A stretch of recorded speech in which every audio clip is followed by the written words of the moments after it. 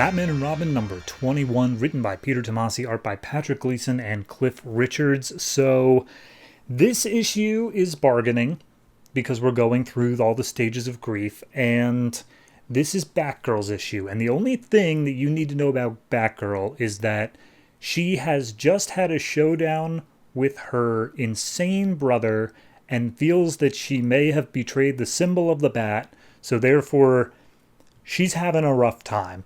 So this one picks up with Batgirl down by the docks beating up a bunch of like heroin importers or something like that. And she has the bat symbol off of her chest. She's still wearing the rest of the costume, but she's not wearing the bat symbol. And she's like, this is a big enough job. I thought I would run into him. And then all of a sudden Batman shows up and she's fighting alongside him, but she's like, okay, just say something. Say anything. Just talk about like death of the family, or the stuff going on in your own book, or like how Damien died. Literally anything. Just say something to the man. And she's like, also, how am I going to explain that I'm not wearing the bat symbol anymore? Like, I need him to approve of me. I need just that tiny little bit of approval.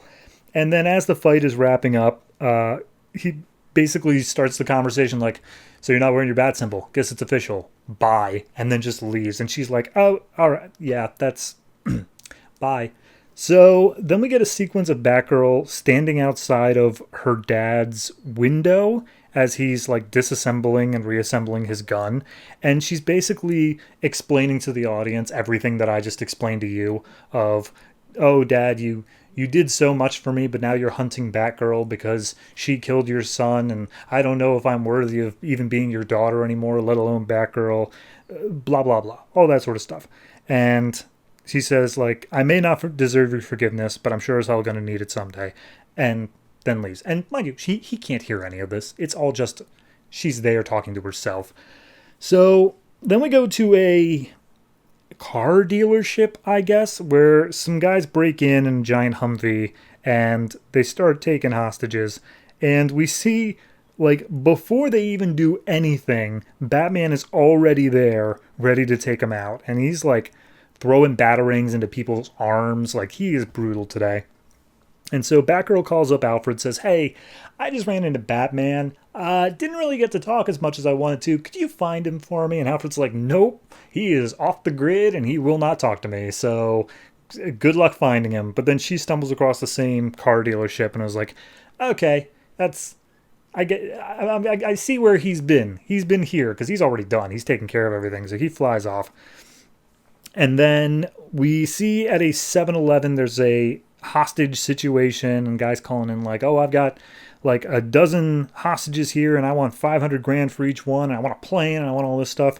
And Bullock's there just saying like, geez, anybody got a shot? What are we going to do? And of course Batman is just already inside and he is not attacking them immediately. He looks at them and he says, look, you've got hostages here.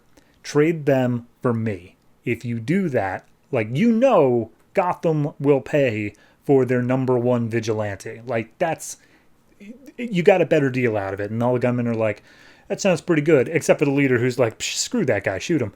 So they're all about to shoot Batman, but of course he unloads and just beats the ever-loving crap out of them, gets the hostages free, and Batgirl arrives and starts recording the entire fight where he's being extremely brutal to the point where Bullock steps up and says, hey, maybe you want to cool it a little bit, Batman, and like grabs him by the arm, and Batman just flips him over and says, don't you ever touch me, Bullock. So we see Batman driving back into the Batcave. Batgirl is waiting for him in there, and she's like, hey, Bruce, you've got some issues going on. Like, trust me, I know issues. And he's like, no, I don't. What are you talking about?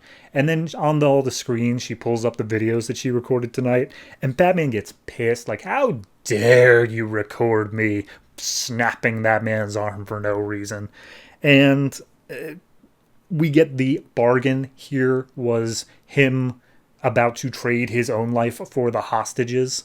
And Batgirl's like, you can't just keep bargaining your life in order to try to get something back for Damien. And he's just like, no, that's not what I'm doing here. Like, I was supposed to protect Damien. I was supposed to be there. I was supposed to save him, and I didn't.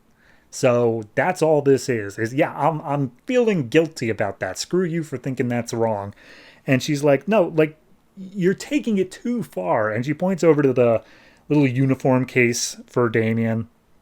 And he's just like, look, you don't get to talk about the uniform. You took off your bat. Like, you're no longer a part of the family because of your own choices here. Like, I don't. What do you want to say? And so she smashes open the uniform case and says, like, do you look, if you need me to wear, if you need a Robin that badly, I'll do it. Like, I'm here to do whatever it takes to get you back to the way you were before. And he just says, like, I'm not the one who needs saving. Damien was, and I failed him. And he sends her out, and he's left looking at all the shattered glass from the broken uniform stand. And that's it. That's where it leaves off. I thought each of these was going to end with a little, like, Two-Face thing, because it's been doing that for a while, but guess not. Honestly, when I was thinking about it, bargaining has always been the weird one in terms of the stages of grief for me, in that it's very hard to pin down exactly, like, what does it mean? And that carries over here, where it feels weird to me that the bargaining issue is Batman, like, trying to trade his life, but not for Damien, just, like, for Damien's memory. If that's what it means, then I guess I just never had a really good grasp on it. I don't know. It just kind of felt like more of the rage issue, more of the last one, where he was angry and he was just beating the crap out of people for no reason. I don't really see it being the bargain.